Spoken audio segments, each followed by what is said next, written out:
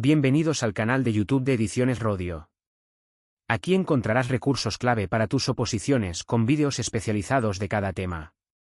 Si te gusta nuestro contenido, no olvides darle a me gusta y activar la campanita, para estar al tanto de nuestras últimas actualizaciones. Gracias por elegirnos en tu camino hacia el éxito en las oposiciones. Recuerda que nuestros temarios también están disponibles en formato digital y papel. Para cualquier duda puedes escribirnos a info@edicionesrodio.com. Administrativos del Servicio Andaluz de Salud. Volumen 1. Tema 22. Atención a la ciudadanía, 2. Manual de estilo del Servicio Andaluz de Salud. Valores y principios. Habilidades sociales y comunicación. El ciudadano como centro de nuestro sistema sanitario. La comunicación como herramienta de trabajo. Estilos de comunicación. El derecho a la información y a la confidencialidad.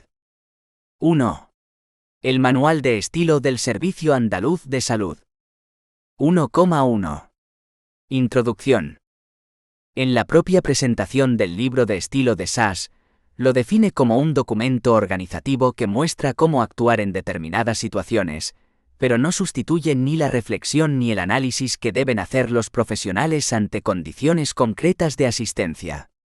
Más aún, conseguir que el modelo de atención descrito en la guía se asiente la organización depende fundamentalmente de la participación de los profesionales, traduciendo líneas que aquí se esbozan en protocolos de actuación.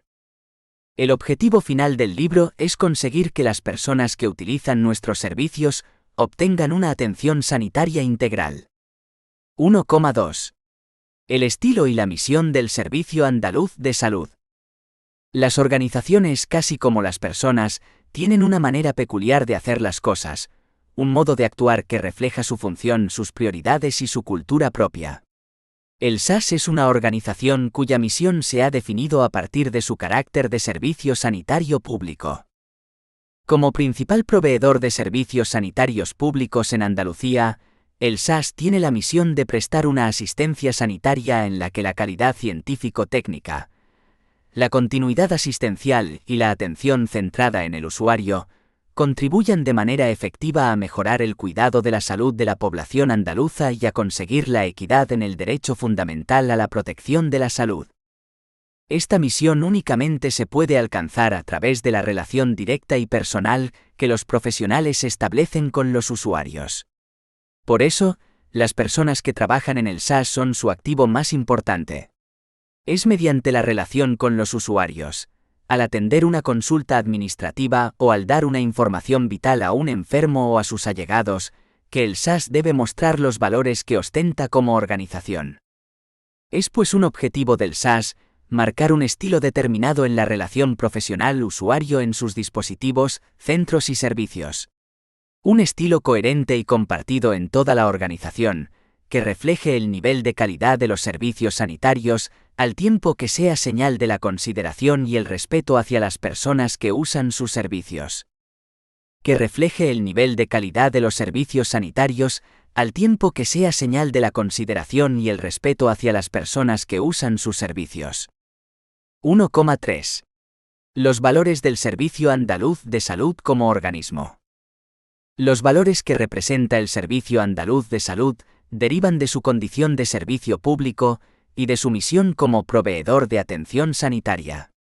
Equidad, calidad y eficiencia, principios básicos de la administración pública, adquieren en la atención sanitaria un significado específico.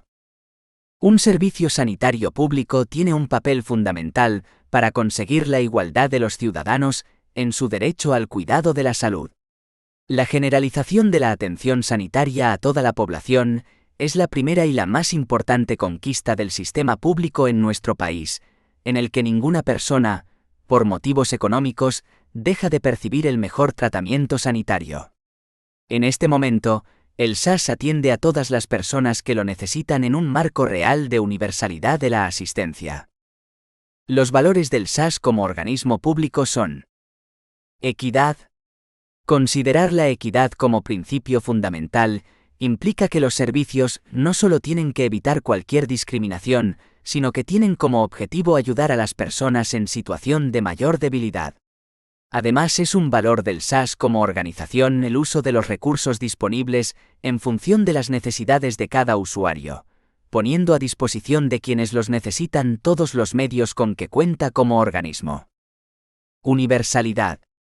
La generalización de la atención sanitaria a toda la población es la primera y la más importante conquista del sistema público en nuestro país, en el que ninguna persona, por motivos económicos, deja de percibir el mejor tratamiento sanitario. En este momento, el SAS atiende a todas las personas que lo necesitan en un marco real de universalidad de la asistencia. Accesibilidad. Significa que cuando alguien precisa atención pueda obtenerla con facilidad, es una condición básica para garantizar la equidad. Mejora continua de la calidad.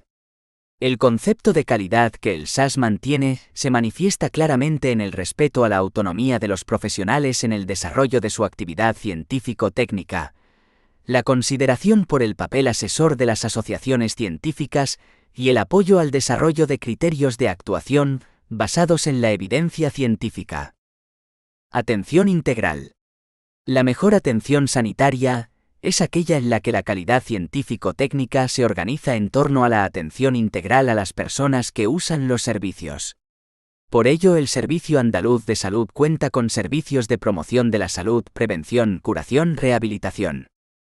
Atención personalizada.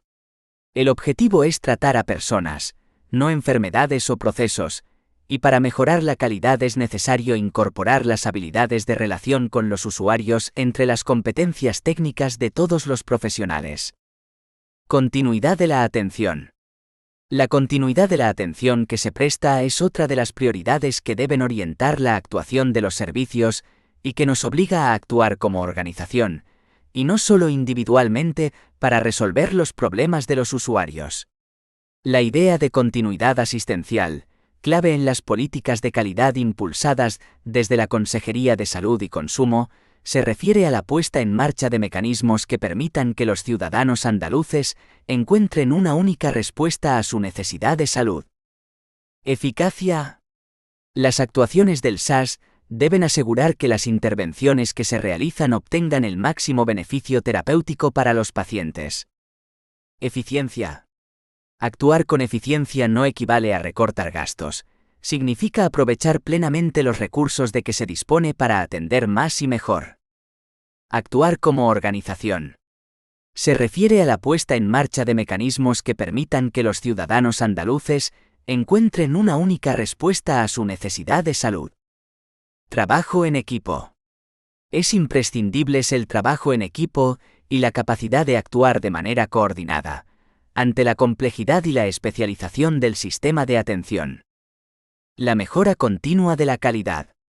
Es un reto para todos en la medida en que cada uno de los profesionales, desde su propia responsabilidad y con su capacidad de actuación, tiene la obligación de colaborar en la detección de problemas y en la búsqueda de vías de solución. 1,4. Características generales de la atención. 1. Respetar las diferencias y ofrecer atención en condiciones de equidad e igualdad. La generalización de la atención sanitaria a toda la población es una conquista reciente en nuestro país, y no hay que olvidar que, incluso en países con un nivel de riqueza mayor que el nuestro, el acceso a los servicios sanitarios sigue estando únicamente al alcance de quienes pueden pagarlos. El Servicio Andaluz de Salud, como principal organismo responsable de la provisión de los servicios sanitarios públicos en Andalucía, tiene un papel fundamental para hacer efectiva la igualdad de los ciudadanos en su derecho a la protección de la salud. Actuar con equidad, en la práctica diaria y desde el punto de vista profesional, es asegurar que los usuarios van a recibir la atención que necesitan en función únicamente de sus necesidades, sin ningún tipo de discriminación. La etnia, el sexo, la religión, la clase social del usuario, la orientación sexual, el estado civil o el propio aspecto físico no pueden causar diferencias en la atención ni deben utilizarse en ningún caso como excusa para expresar un prejuicio. No es admisible el uso de términos despectivos o marginadores. En caso de que sea necesaria una priorización de la atención, ésta se basará en criterios profesionales, clínicos y en las normas establecidas. La equidad implica utilizar más medios con aquellos pacientes que, por su proceso, precisan una asistencia técnicamente más compleja o con más recursos. Significa también ofrecer más información, más ayuda o más tiempo de atención a aquellas personas que por sus características personales o sociales necesitan un apoyo más intenso o continuado. En el trato con los usuarios no se realizarán juicios morales sobre su comportamiento. Ante una persona con una enfermedad transmitida sexualmente, por ejemplo, es esencial la labor informativo-preventiva. Esto no equivale a amonestar, ni es una excusa para expresar opiniones personales ajenas a la ética profesional. El médico que se acoge a la objeción de conciencia para abstenerse de realizar determinadas intervenciones, dirigirá a los interesados a otros profesionales o dispositivos que puedan seguir atendiéndoles en su demanda. Es importante recordar que el ejercicio de la objeción es un derecho ligado a la propia conciencia del profesional sin que ello suponga juicio o presión modificadora sobre los valores y conciencia de los ciudadanos que demandan los servicios. Las personas sobre las que se realicen estas intervenciones no recibirán ningún trato discriminatorio por profesionales con convicciones distintas a las suyas. Se evitará utilizar palabras técnicas, histérico, paranoico, obsesivo, etc., como adjetivos peyorativos. No es adecuado utilizar el término histérico para referirse a una persona con un comportamiento molesto, así como la realización de juicios de valor en la descripción de personas que usan los servicios tanto en cualquier comunicación con los usuarios, como entre profesionales o en los registros clínicos. 2. Comprender y respetar la intimidad de las personas que usan los servicios. En general, la relación clínica debe ocurrir en privado.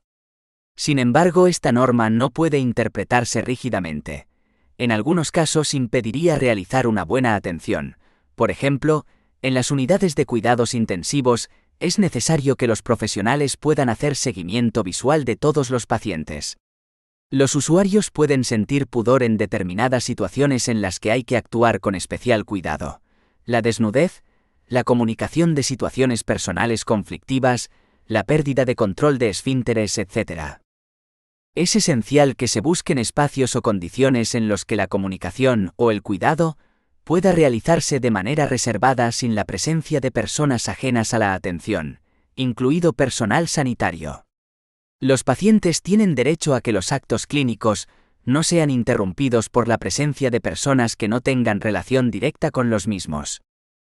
No se simultanearán consultas con diversos pacientes en una misma consulta aunque se interpongan barreras, biombo o similar.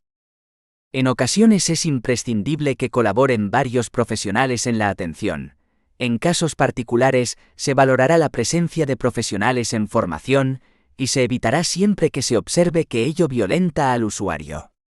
Cuando sea precisa la presencia de varios profesionales, no realizarán comentarios personales delante del paciente. La información sobre enfermedad y muerte, y en ocasiones también las buenas noticias, provocan desconcierto en las personas que se enfrentan a estas situaciones, ya sea personalmente o en relación a algún allegado. Respetar la intimidad significa también dar la oportunidad a los usuarios de expresarse, responder a las preguntas y dudas que puedan plantear, y sobre todo mantener una actitud de serenidad. Debe utilizarse un tono de voz bajo en la atención a los usuarios en general y no mencionar ante otras personas aspectos que puedan ser susceptibles de entrar en la esfera de lo íntimo. Su consulta es mañana a las 12, en vez de su consulta para ponerle el DIU es mañana a las 12. En el caso de los actos administrativos, se asegurará la protección de la confidencialidad de los datos del ciudadano que demanda el servicio. No se incluirán en la historia clínica, bien sea en formato informático o papel, informaciones que hagan referencia a aspectos íntimos del paciente que carezcan de relación con la naturaleza clínica del resto de contenidos. 3. Mantener la confidencialidad como principio general.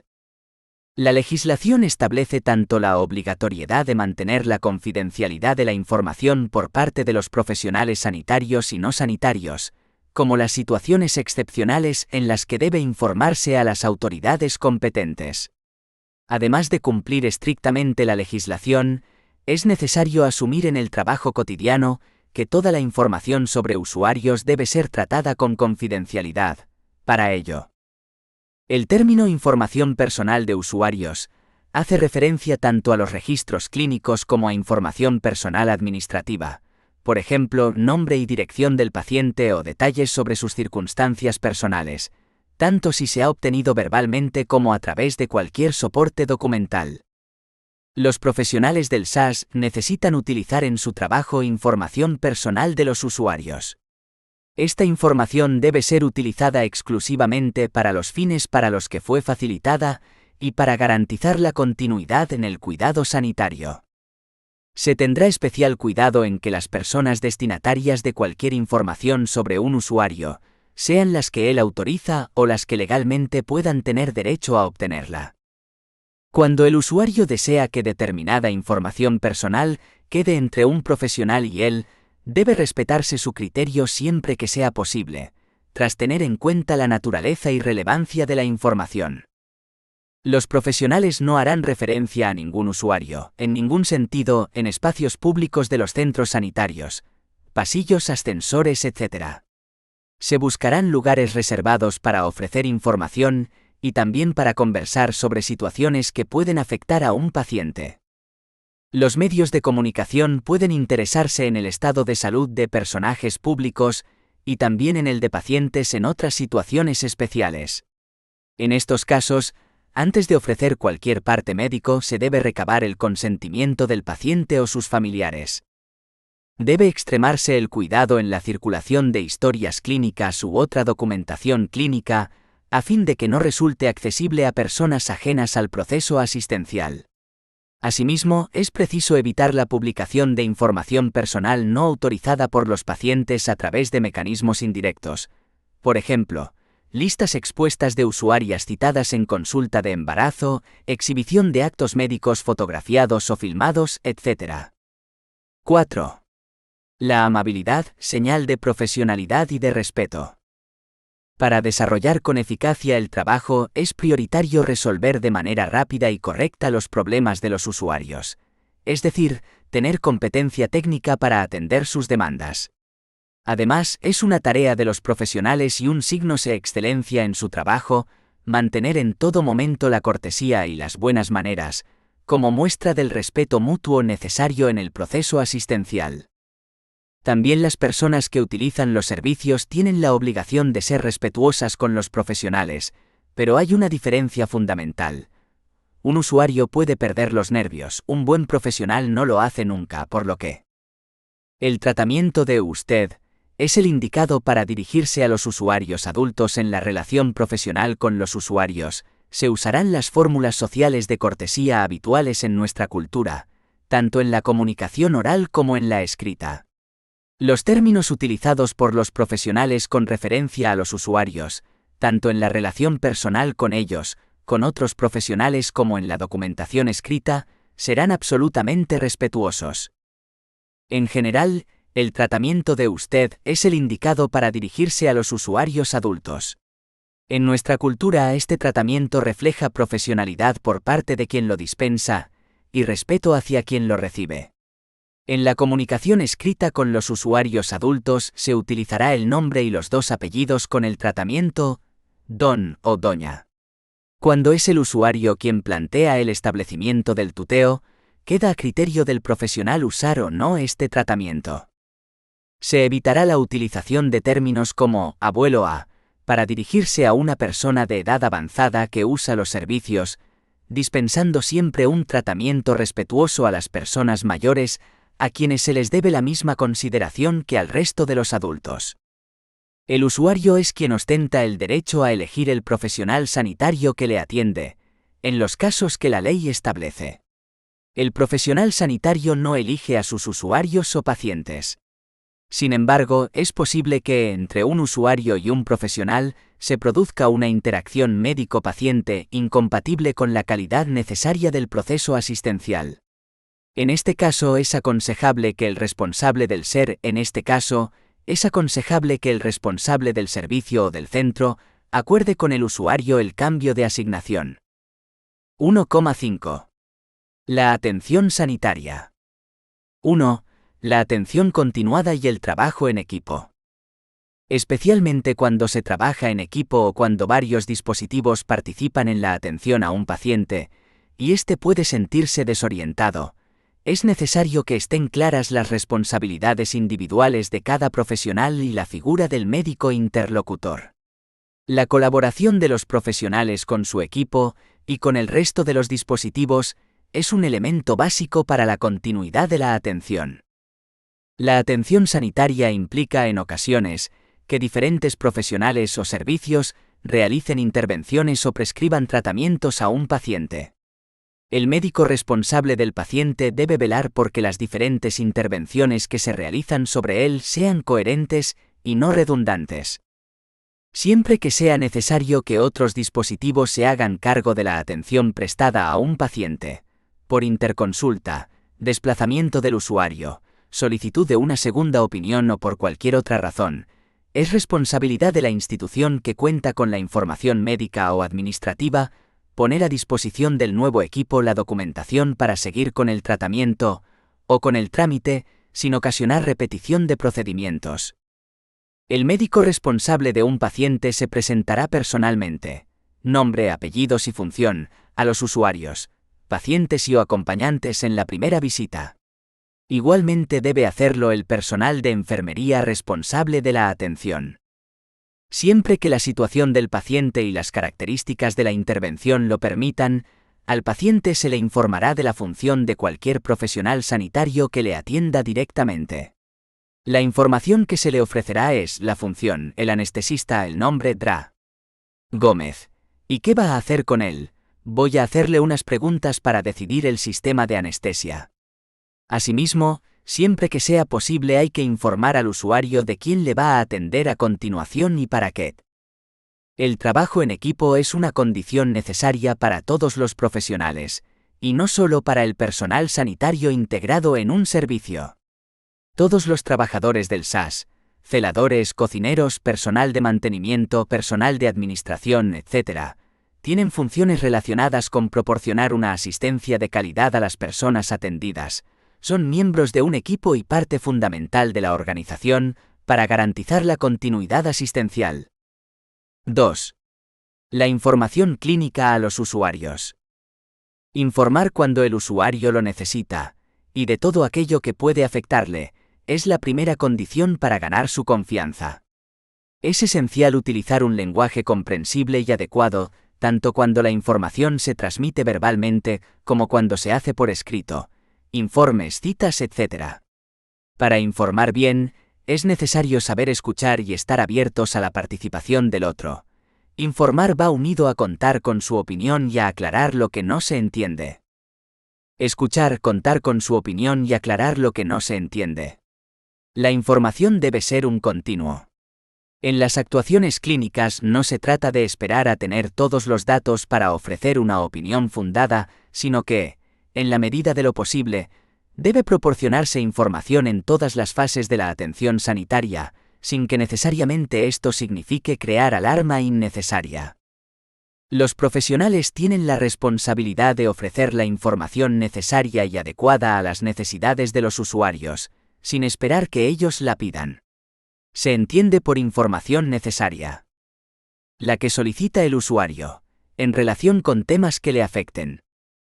La que le ayuda a comprender el proceso de su enfermedad o del paciente a quien acompaña, entender la razón de cualquier intervención sanitaria, o de la no intervención, y decidir asumirla, prepararse para afrontar mejor el autocuidado y mejorar su salud.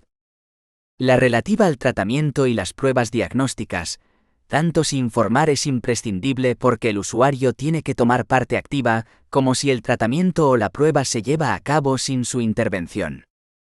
La que orienta al usuario en el funcionamiento de la asistencia, fundamentalmente aquella que puede evitar que el usuario sufra molestias, desplazamientos innecesarios, duplicación de procedimiento, etc., o bien que interprete como una mala práctica una actuación correcta de los servicios. EJ. Una revisión semestral puede considerarse como una falta de atención durante 6 meses, salvo que se informe previamente de que no es necesaria esta revisión antes. La que permite que el usuario sea atendido en cualquier otro punto de la red asistencial que él haya elegido.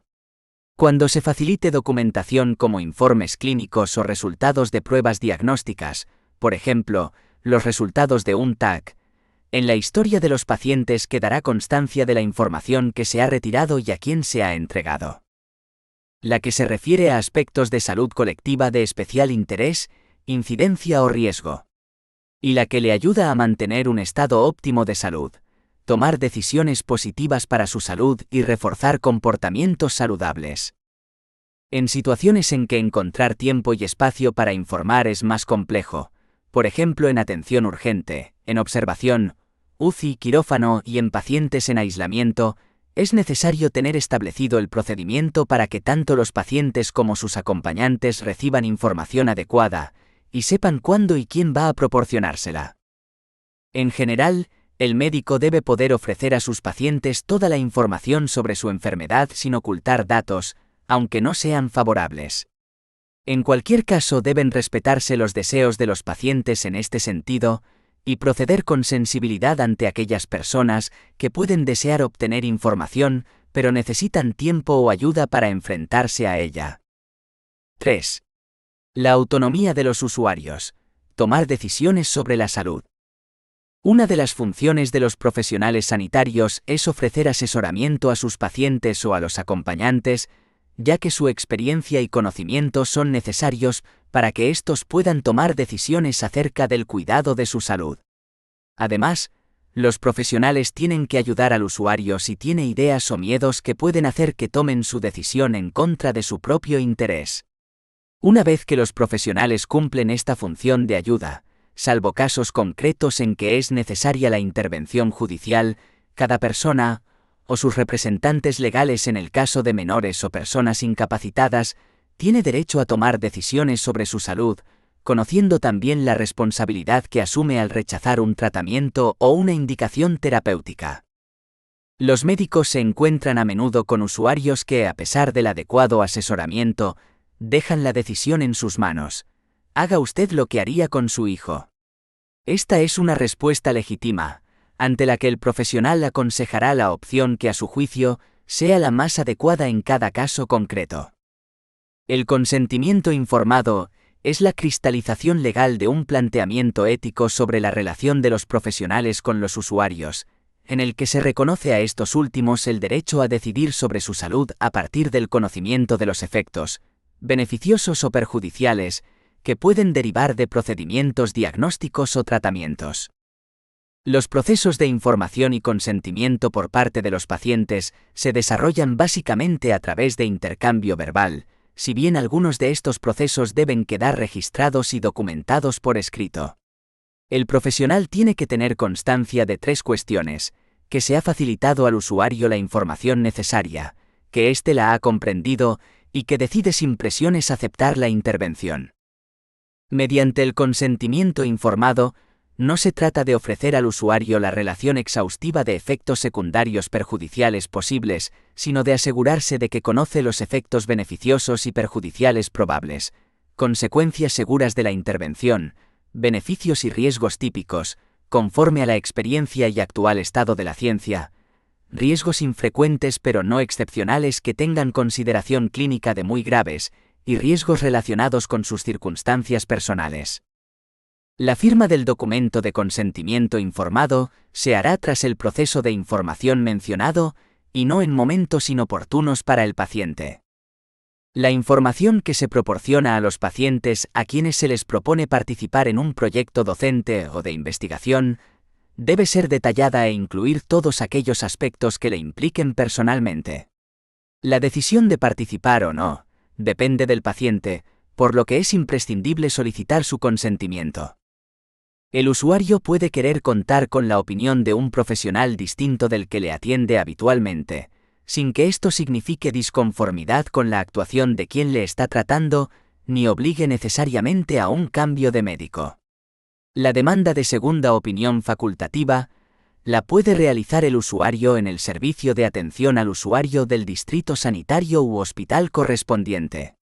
Se facilitará la información necesaria, documental o de otro tipo, al profesional que va a participar en el proceso para que pueda desarrollar la atención sin repetición de procedimientos. 1,6. Sobre el consumo de tabaco. El consumo de tabaco es, de manera absolutamente indiscutible, uno de los principales problemas que afectan a la salud de mujeres y hombres en nuestra sociedad. Con el conocimiento adquirido a través de toda la literatura científica publicada al respecto, no es preciso seguir desarrollando más estudios para reconocer su carácter dañino, tanto para fumadores como para las personas que inhalan aire contaminado por humo de tabaco, y actuar en consecuencia. Los mensajes acerca del tabaco que desde el Servicio Andaluz de Salud se ofrecen a la población deben ser claros e inequívocos acerca de sus efectos perjudiciales, tanto al proporcionar información a las personas fumadoras como a través del modelo de actuación en centros sanitarios. Los médicos y todos los profesionales sanitarios ejercen un papel de modelo ante la población en el consumo de tabaco. Esta situación supone una responsabilidad añadida, que debe ser tenida en cuenta por todos los profesionales, especialmente por quienes no han abandonado el hábito de fumar, en sus comportamientos públicos ante los usuarios. Los centros sanitarios del SAS son objeto de una reglamentación que prohíbe el consumo de tabaco por parte de profesionales y usuarios. Es responsabilidad de los profesionales respetar, aceptar y aplicar las normas de restricción de consumo de tabaco durante su jornada laboral. 1,7. La organización de la atención. 1. La orientación al usuario como principio. Cualquier sistema organizativo puede mejorar. Mucho más preocupante que tener fallos es no conocerlos y no tenerlos en cuenta para eliminarlos. Corresponde al profesional que detecta una mala organización o un error repetido y no puede solucionarlo por sí mismo, comunicarlos a su superior directo para que puedan resolverse. Los profesionales que tienen a su cargo tareas relacionadas con la organización de los servicios tienen la responsabilidad de recoger información de profesionales y de usuarios sobre posibles mejoras. También es su función adoptar las medidas necesarias para eliminar los errores, o comunicar la información a su superior en el caso de que no puedan ponerse en marcha medidas locales. Es preciso analizar y revisar continuamente las normas internas de funcionamiento, eliminando aquellas que dificulten la accesibilidad y el confort de los usuarios, o puedan actuar en contra de sus necesidades. Los profesionales con funciones organizativas harán un análisis del impacto que podría tener una nueva medida sobre los usuarios, igual que se hace sobre la atención científico-técnica y sobre el trabajo de los profesionales, para evitar posibles efectos negativos. La opinión de los usuarios es una valiosa fuente de información acerca del funcionamiento de los servicios. Su punto de vista puede expresarse mediante sugerencias escritas, grupos focales, contactos informales, encuestas o incluso quejas. En cualquiera de los casos, sus aportaciones deben ser tenidas en cuenta para mejorar la asistencia. Todos los profesionales tienen la obligación de conocer y facilitar el cumplimiento de la Carta de Derechos y Deberes de los Ciudadanos en los servicios sanitarios públicos de Andalucía. 2. Ayudar a los usuarios a orientarse en el uso de los servicios. La utilización de los servicios sanitarios puede convertirse en ocasiones en un laberinto para un usuario sin el apoyo de los profesionales en general y de las unidades de atención al usuario en particular. Las unidades de atención al usuario realizarán todas aquellas gestiones en las que no sea imprescindible la intervención personal del usuario. Siempre que sea posible, se resolverán todas las gestiones de manera interna descargando al usuario de esta responsabilidad. En especial se evitará que el usuario, paciente o acompañantes tengan que transportar documentación de una unidad de atención a otra, o bien desplazarse físicamente a otros centros cuando esto sea únicamente para realizar gestiones. Cuando los documentos necesarios para la atención estén en un centro o dispositivo del SAS, se solicitarán y enviarán de manera ágil y sin implicar al usuario en su traslado. Cuando un profesional indica a un usuario que realice un trámite o acuda a otro servicio, se asegurará de que reciba información sobre dónde y cuándo le van a atender, qué tiene que hacer exactamente, qué documentación tiene que aportar, por ejemplo, y qué va a ocurrir después. Le enviarán una carta confirmando la realización del trámite o bien es suficiente con el resguardo de haberlo efectuado, por ejemplo.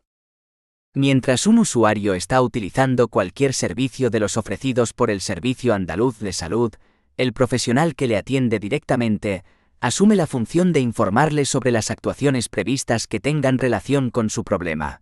El cardiólogo informará a la persona para la que solicita un cateterismo de la fecha aproximada de realización de la prueba. Es necesario informar al usuario con suficiente antelación siempre que se producen cambios que afecten a su atención por cuestiones internas, cambios de horarios de cita, demora en la realización de una prueba, cambio del profesional que el usuario espera que le preste la atención, etc. Y, a ser posible, en el mismo acto de información se comunicará la fecha de la nueva cita, cambio de profesional, etc. En algunas ocasiones los usuarios pueden esperar que un trámite que exige un determinado tiempo de resolución sea realizado de inmediato, que la fecha de una cita sea anterior a la posible, o presentar cualquier otra demanda que el sistema no puede resolver. En este caso, se le explicarán las razones por las que no se le puede dar una atención de acuerdo a sus expectativas y se ofrecerán al usuario las alternativas, si existen, para su mayor comodidad. Las personas que utilizan los servicios no tienen obligación de conocer los términos técnicos usados en los servicios sanitarios, si bien en ocasiones los conocen por propia experiencia. Se evitará en la comunicación al paciente el uso de palabras difícilmente comprensibles o de siglas, tanto en la atención sanitaria como en los trámites y gestiones. Si se utilizan términos técnicos, debe explicarse qué significan. Igualmente, cuando sea preciso indicar a un usuario la ubicación de pabellones, unidades o servicios, no es suficiente con facilitar su nombre. Se les proporcionará ayuda para que se orienten en el espacio. Esta ayuda puede consistir en una explicación, en la entrega de un plano, o si la situación lo requiere, en acompañarle. 3. Actuar como organización para ayudar a resolver los problemas de los usuarios. La responsabilidad de los profesionales ante los usuarios es atenderles. Asumir esto implica que no siempre es suficiente con cumplir un listado de tareas laborales.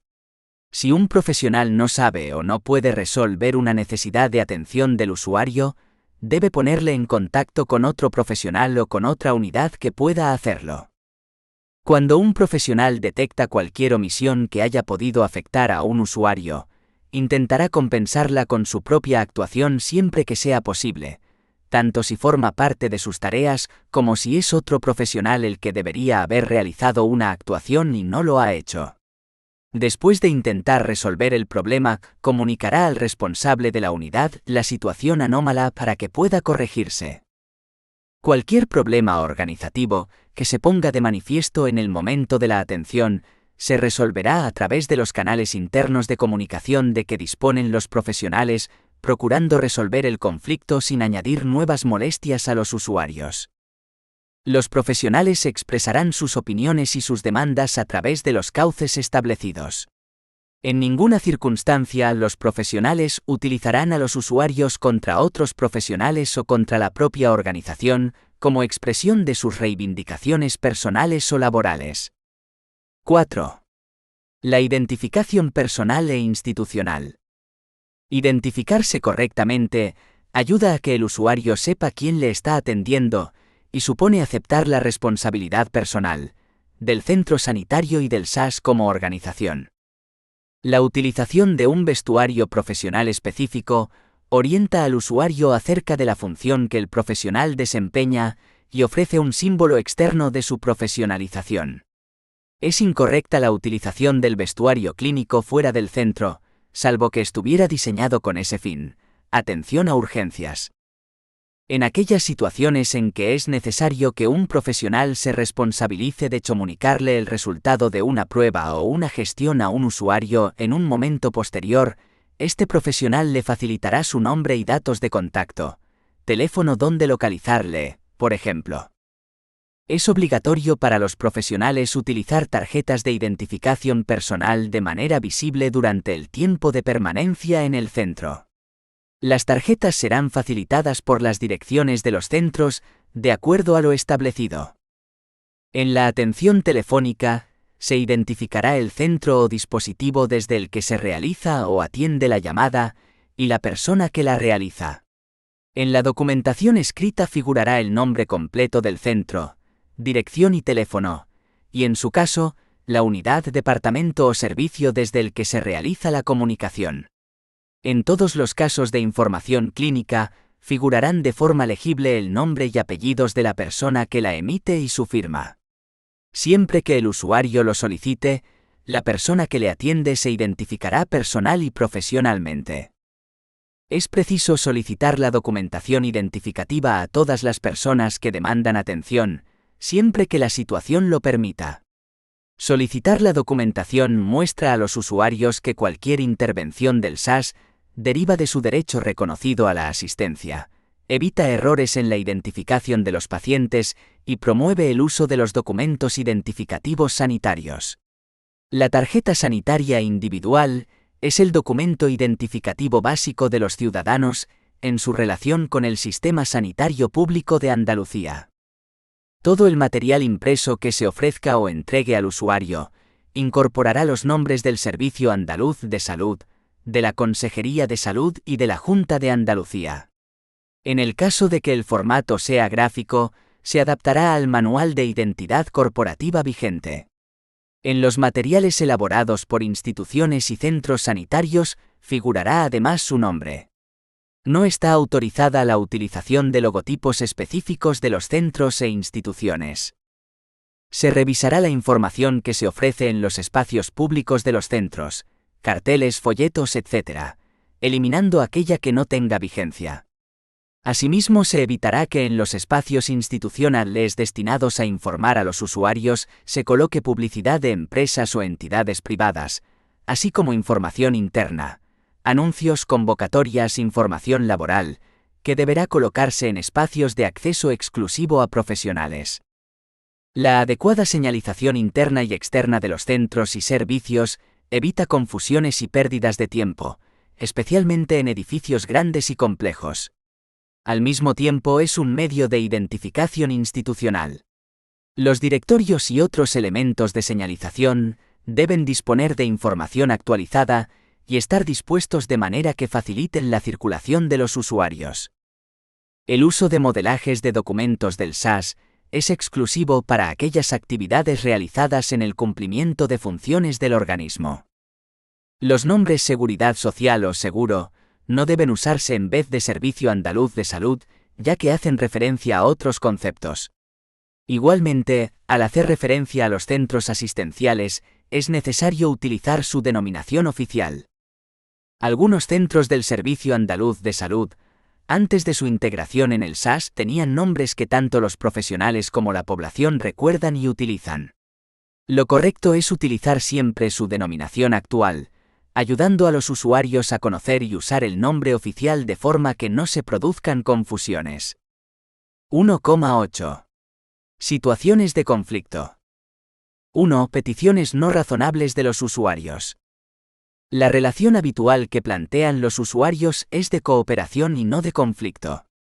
Por lo tanto, cuando excepcionalmente se produce una situación conflictiva, el primer análisis que hay que realizar es si el funcionamiento de los servicios está siendo realmente adecuado y actuar en consecuencia.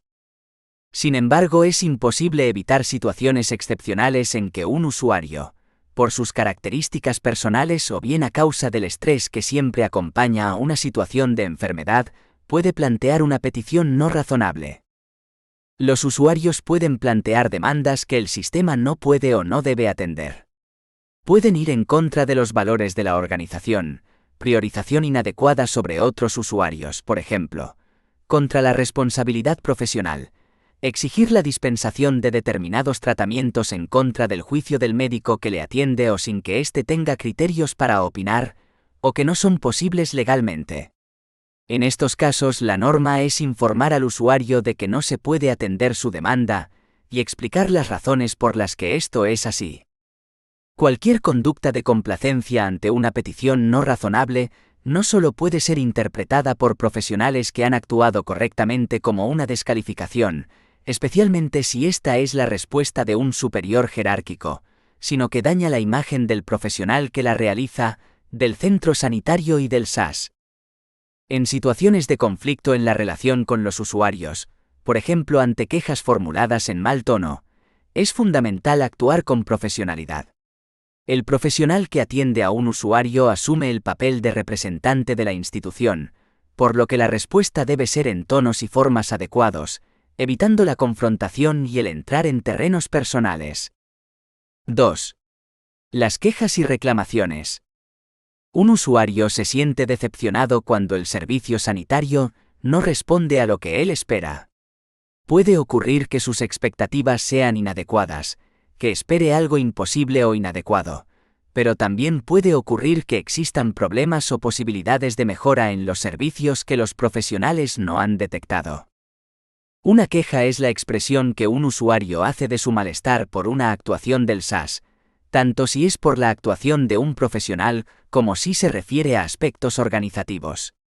Las actuaciones generales ante una queja no dependen de si se ha expresado oralmente, por escrito en el libro de reclamaciones o sugerencias, fax o por cualquier otro medio. Como norma general, e independientemente de la herramienta utilizada para realizar la queja, reclamación o sugerencia, siempre se contestará al usuario.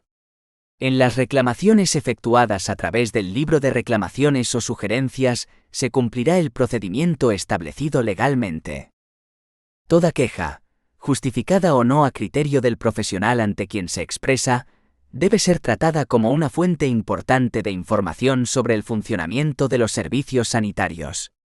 Puede no indicar que ha habido una mala actuación, pero en ocasiones puede haber existido una información deficiente o un trato inadecuado. El profesional al que un usuario expone una queja le atenderá tanto si es resultado de su actuación personal como si no lo es. Si a criterio del profesional, él mismo no tiene conocimientos suficientes para ayudar al usuario, y va a ser atendido mejor por otro profesional o unidad, tras escucharle, le dirigirá hacia esa persona o unidad. Justificarse no es responder a una queja. Responder es escuchar intentando averiguar las circunstancias que pueden explicar el malestar expresado. Ofrecer explicaciones si el malestar del usuario es fruto de la falta de información o bien si es producto de un error interno. Intentar resolver la situación y, finalmente, informar a los responsables para que la tengan en cuenta y se eviten esas circunstancias en el futuro. Si bien cualquier profesional debe atender, y en su caso orientar a un usuario que haya expresado una queja, los directores de los centros, o personas en quienes deleguen, asumirán la función de atender a los usuarios cuando estos o los profesionales lo demanden. La tarea de representar al SAS en las respuestas formales a las reclamaciones que se presentan en centros asistenciales corresponde únicamente a las personas que ostentan cargos directivos. Pueden delegar esta función en otras personas, siempre que lo consideren oportuno y bajo su directa responsabilidad. 2. Habilidades sociales y comunicación. Todas las personas se comunican de una forma u otra. Es imposible sobrevivir en aislamiento. Observando nuestro comportamiento y la respuesta que obtenemos de los que nos rodean, sabremos si nos comunicamos de manera adecuada. La mayoría de profesiones precisan de una continua tarea: la comunicación con los demás. En el ámbito laboral, interactuamos con los compañeros superiores, usuarios, etc. Recibimos información, damos o recibimos instrucciones y nos coordinamos con otros equipos de trabajo. Todas estas tareas involucran comunicación, de ahí la importancia de lograr una buena comunicación en las organizaciones laborales. Estudios sobre problemas en el trabajo demuestran que 4 de cada 5 problemas detectados son causados por una mala comunicación. Si nos damos cuenta de lo importante que es la comunicación, es decir, que trabajamos hablando y hablándonos con otras personas, será importante neutralizar una parte importante de las dificultades y mejoraremos la comunicación, el ambiente y los resultados del trabajo. 2,1. Comunicación. 1. Concepto. La comunicación es un proceso por el cual una persona transmite a otros pensamientos, sentimientos e ideas. Es la base de las relaciones humanas. Supone la transferencia de información y mediante ella se hace partícipe a otra persona de algo que se tiene. Es por tanto una necesidad humana y es medio para satisfacer otras necesidades. No es un hecho voluntario. Se da cuando dos o más personas están en situación de relación. 2. Elementos. Emisor. Persona que transmite el mensaje determina la estructura, contenido y formas. Receptor. Persona que recibe el mensaje. Medio. Es el canal de transmisión del mensaje. Contexto. Son las variables que están presentes en el proceso de comunicación. Código. Conjunto de signos y reglas relacionados entre sí que utilizan emisor y receptor, palabras, gestos, etc. Además de estos disponemos de otros elementos. Ruido. Cualquier perturbación experimentada por la señal en el proceso de comunicación y normalmente la dificulta. Distorsiones, también la afonía, sordera, ortografía defectuosa, distracción del receptor, etc. Para evitar el ruido es habitual introducir la redundancia. Redundancia. Elementos innecesarios que aparecen en un mensaje y que sirven para combatir el ruido. Y proceso. La comunicación se compone de 6 pasos para llevarla a cabo. Desarrollo del mensaje que el emisor desea transmitir. Codificación de la idea en palabras, grafismos o cualquier otro vehículo. Recepción de la información inicia la participación del receptor. Descodificación del mensaje para que pueda comprenderse. Utilización del mensaje por el receptor, después de recibido y comprendido. También disponemos del lenguaje no verbal, y es que el mensaje que transmiten las acciones es con frecuencia más fuerte que el verbal. El lenguaje corporal consiste en la emisión de mensajes de gran precisión sobre su verdadero estado de ánimo, intenciones y problemas. En nuestro proceso de comunicación la intención es comunicar un determinado contenido a un receptor, y además. Denotativa, transmite una información. Emotiva o expresiva, transmite sentimientos o deseo. Conativa o apelativa, transmite la atención al oyente. Fática o de contacto, para establecer contacto o cortar la comunicación. Poética o estética, busca la belleza y el mensaje se cuida especialmente, quien sabe comunicarse sabe conmover y sabe convencer. 2,2. Barreras en la comunicación. Son aquellos factores que impiden la comunicación. Y semánticas, se refiere al significado de las palabras. Cuando no dejamos claro su sentido, estas pueden interpretarse de diferentes formas. El receptor lo entenderá como su contexto social le indique. 2. Psicológicas. Cuando, por ejemplo, no se tiene en cuenta el punto de vista de los demás, hay preocupación o timidez, explicaciones insuficientes o también sobrevaloración de uno mismo. Esto puede ocurrir porque el emisor utilice maneras demasiado formales, tenga un uso de conocimientos muy precisos o detallados, sea sarcástico o déspota, etc. 3. Filosóficas. Impiden emitir o recibir con claridad por defecto orgánico. Y V. Físicas. Por distancia y exceso de ruido así como de interferencias. V. Administrativas. Causadas por estructuras organizacionales y canales de comunicación deficientes. 3. El ciudadano como centro de nuestro sistema sanitario. En nuestro país se ha producido una serie de cambios en el aspecto sociosanitario que tiene un impacto importante en la adecuación del servicio sanitario actual y de las futuras necesidades, mejora de la calidad de vida, aumento del poder adquisitivo, aumento de la renta per cápita, disminución de los niveles de inflación, mejora en los hábitos de vida saludables, mayor acceso a la cultura y los conocimientos, etc., han hecho de los ciudadanos españoles usuarios más exigentes con la atención sanitaria pública que reciben. El entorno sanitario actual se caracteriza por una creciente demanda de servicios, un aumento de la sensibilidad del ciudadano en materia de calidad y de la importancia de éste dentro del sistema. Ciudadanos y profesionales no se conforman con un sistema sanitario aceptable, sino que demanda calidad en las actuaciones y productos que se ofertan, siempre teniendo en cuenta los recursos económicos con los que podemos contar. Los usuarios están cada vez más informados y se muestran más exigentes con los servicios que reciben, por lo que es necesario adecuar los servicios ofertados a la demanda de la población.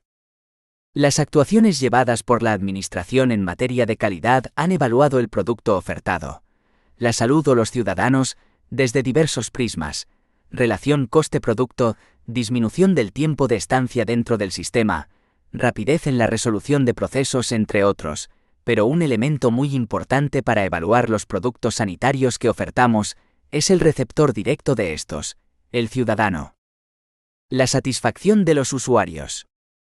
Para que la opinión del usuario se tenga en cuenta, medimos la satisfacción: dar solución a una duda, cumplir, llenar requisitos o exigencias. Con las encuestas de opinión obtenemos información mediante la opinión de los usuarios de un servicio. La calidad percibida es el resultado de comparar las expectativas con los resultados obtenidos, o sea, comparar lo que se espera con lo que recibimos. La atención sanitaria como derecho fundamental se encuentra regulada en nuestra Constitución. 4. La comunicación como herramienta de trabajo. Algunas recomendaciones relacionadas con la comunicación en el puesto de trabajo son: utilice el contacto visual y la sonrisa como primer contacto con la gente. Preséntese a los demás. No expresar inicialmente el propio acuerdo o desacuerdo, dejando hablar. Dejar pausas para animar al que habla a seguir haciéndolo. Resumir de vez en cuando lo que se escucha para comprobar si se ha comprendido o no. No menospreciar al que habla o su forma de hacerlo. Responder a los sentimientos que están detrás de las palabras, mostrar que se comprende. Tenemos derecho a decir no. Podemos hacer requerimientos justos y personales, así como discrepar. No pierda de vista el lenguaje corporal de la gente. Trate de ayudar a la gente siempre que pueda y lo considere correcto.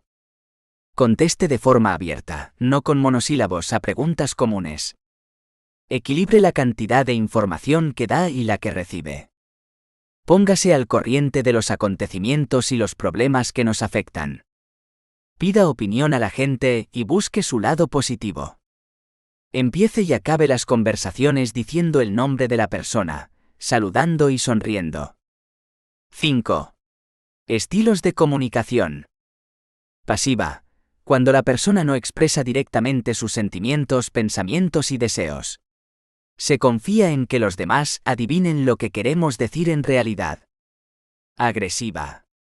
Cuando la persona expresa lo que siente y lo que piensa a consta de los derechos y los sentimientos de los demás, y tiende a humillar y atacar cuando no puede salirse con la suya, fomentando la culpa en los otros y no dando lugar a la negociación o al diálogo.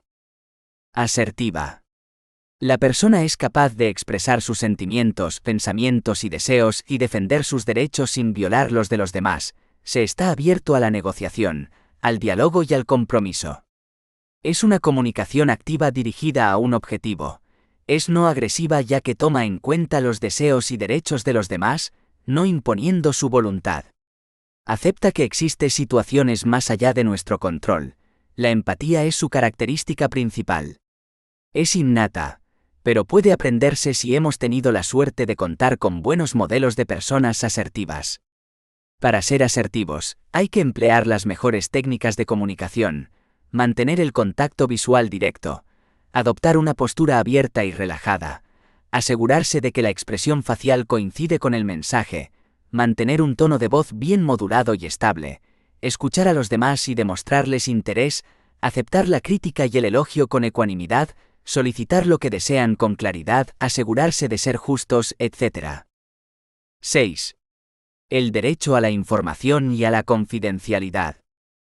El artículo 7 de la Ley 41/2002, de 14 de noviembre, básica reguladora de la autonomía del paciente y de derechos y obligaciones en materia de información y documentación clínica, respecto al derecho a la intimidad, dispone que 1. Toda persona tiene derecho a que se respete el carácter confidencial de los datos referentes a su salud, y a que nadie pueda acceder a ellos sin previa autorización amparada por la ley.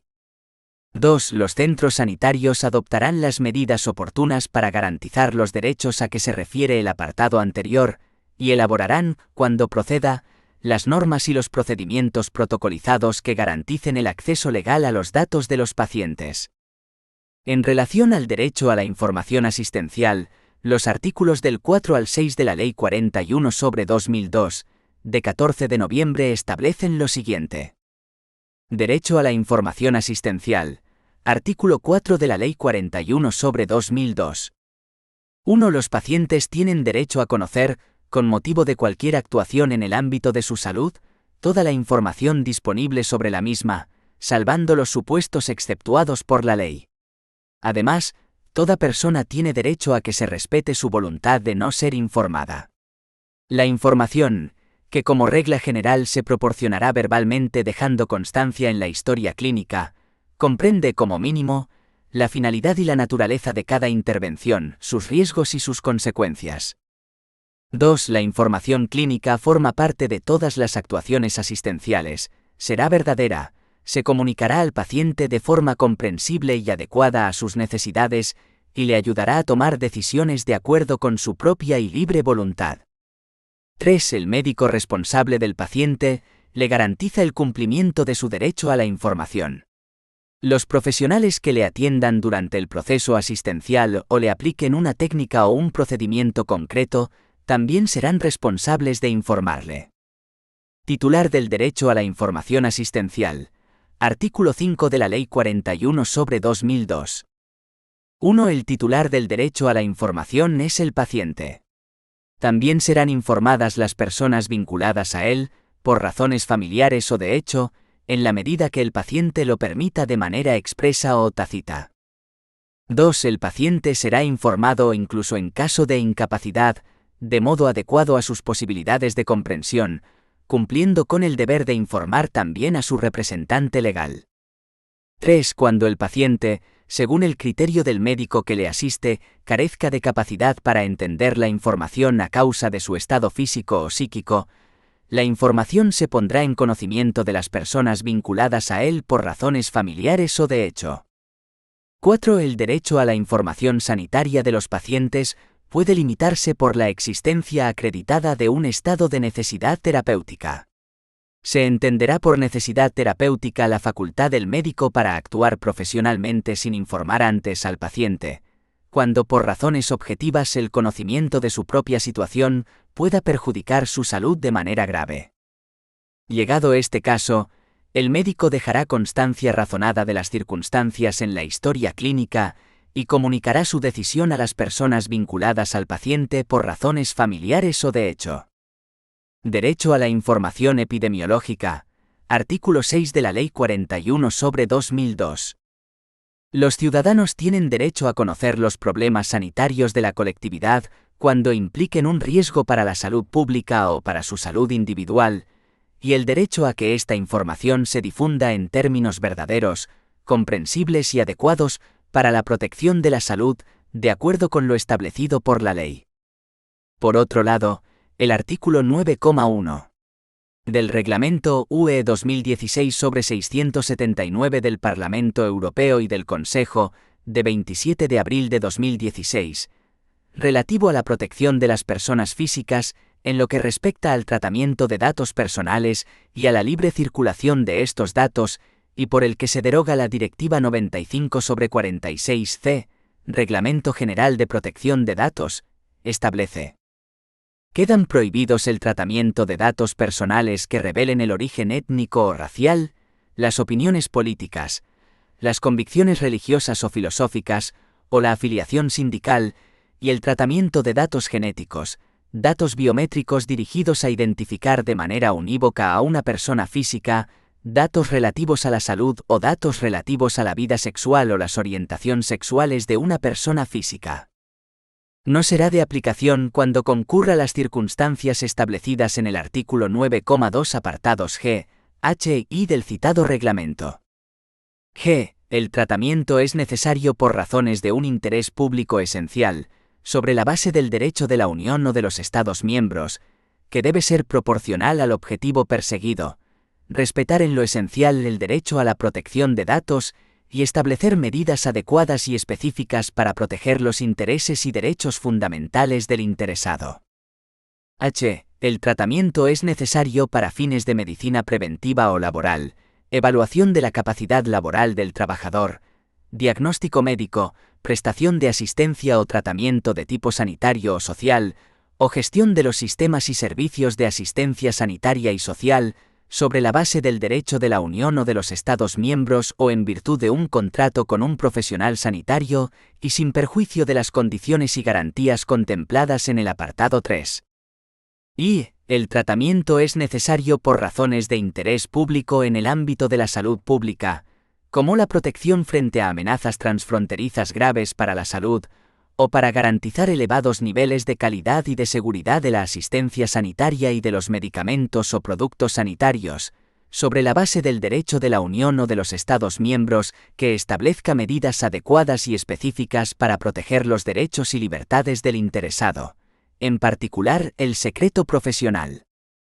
Al respecto, la Ley Orgánica 3/2018 de 5 de diciembre de Protección de Datos Personales y Garantía de los Derechos Digitales, en la disposición adicional 17, regula el tratamiento de datos de salud de la siguiente forma. 1.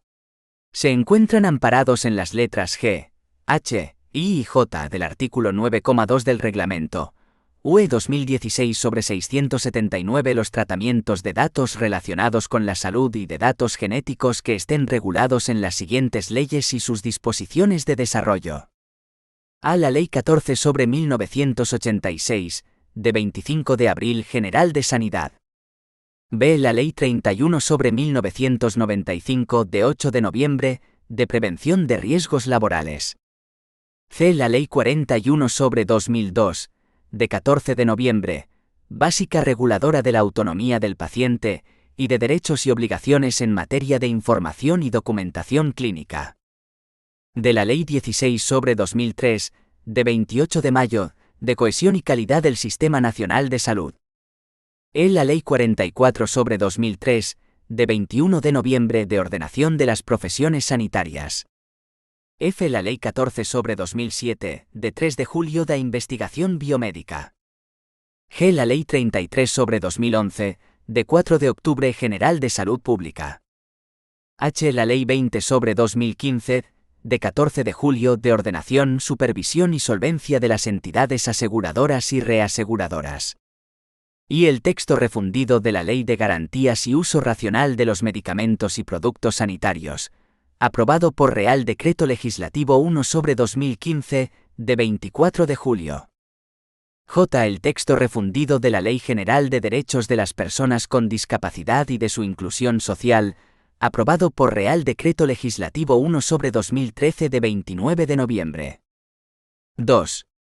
El tratamiento de datos en la investigación en salud se regirá por los siguientes criterios.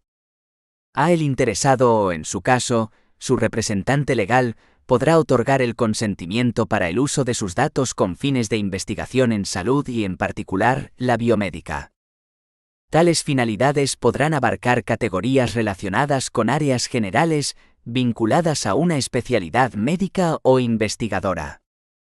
B. Las autoridades sanitarias e instituciones públicas con competencias en vigilancia de la salud pública podrán llevar a cabo estudios científicos sin el consentimiento de los afectados, en situaciones de excepcional relevancia y gravedad para la salud pública.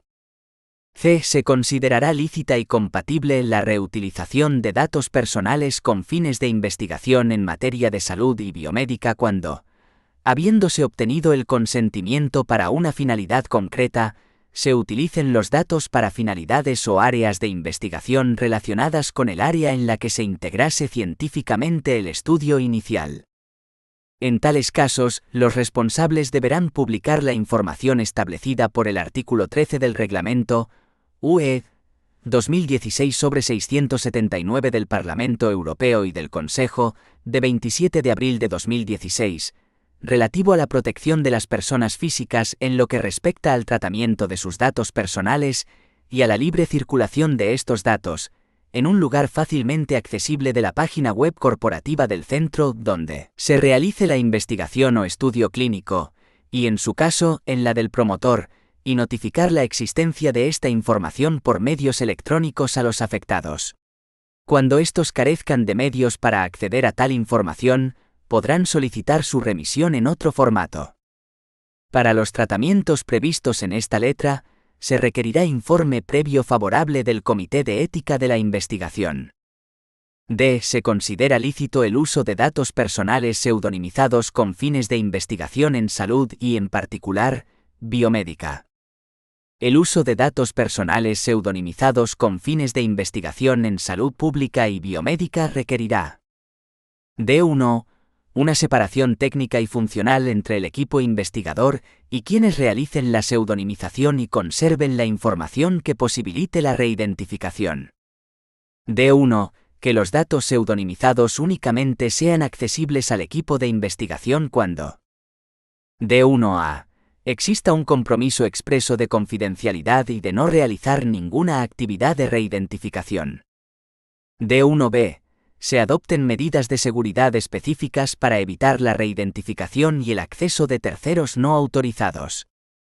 Podrá procederse a la reidentificación de los datos en su origen, cuando con motivo de una investigación que utilice datos pseudonimizados, se aprecie la existencia de un peligro real y concreto para la seguridad o salud de una persona o grupo de personas, o una amenaza grave para sus derechos, o sea necesaria para garantizar una adecuada asistencia sanitaria. Cuando se traten datos personales con fines de investigación en salud, y en particular la biomédica, a los efectos del artículo 89,2 del Reglamento, UE 2016/679, podrán excepcionarse los derechos de los afectados previstos en los artículos 15, 16, 18 y 21 del Reglamento, EU 2016/679 cuando 1. Los citados derechos se ejerzan directamente ante los investigadores o centros de investigación que utilicen datos anonimizados o pseudonimizados. 2. El ejercicio de tales derechos se refiera a los resultados de la investigación. 3. La investigación tenga por objeto un interés público esencial relacionado con la seguridad del Estado, la defensa, la seguridad pública u otros objetivos importantes de interés público general, siempre que en este último caso la excepción esté expresamente recogida por una norma con rango de ley. F. Cuando conforme a lo previsto por el artículo 89 del Reglamento, UE 2016/679, se lleve a cabo un tratamiento con fines de investigación en salud pública y, en particular, biomédica, se procederá a F1.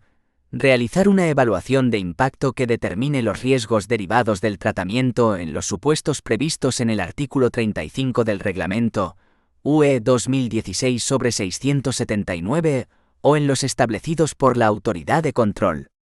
Esta evaluación incluirá de modo específico los riesgos de reidentificación, vinculados a la anonimización o pseudonimización de los datos. F2. Someter la investigación científica a las normas de calidad y, en su caso, a las directrices internacionales sobre buena práctica clínica. F3. Adoptar, en su caso, medidas dirigidas a garantizar que los investigadores no acceden a datos de identificación de los interesados. F4. Designar un representante legal establecido en la Unión Europea, conforme al artículo 74 del Reglamento, UE 536/2014, si el promotor de un ensayo clínico no está establecido en la Unión Europea. Dicho representante legal podrá coincidir con el previsto en el artículo 27,1 del Reglamento, UE 2016/679. G. El uso de datos personales pseudonimizados con fines de investigación en salud pública y, en particular, biomédica deberá ser sometido al informe previo del Comité de Ética de la Investigación, previsto en la normativa sectorial. En defecto de la existencia del mencionado comité, la entidad responsable de la investigación requerirá informe previo del delegado de protección de datos o, en su defecto, de un experto con los conocimientos previos en el artículo 37,5 del Reglamento, UE 2016/679. H. En el plazo máximo de un año desde la entrada en vigor de esta ley, los comités de ética de la investigación, en el ámbito de la salud, biomédico o del medicamento, deberán integrar entre sus miembros un delegado de protección de datos o, en su defecto, un experto con conocimientos suficientes del reglamento UE 2016/679 cuando se ocupen de actividades de investigación que comporten el tratamiento de datos personales o de datos pseudonimizados o anonimizados.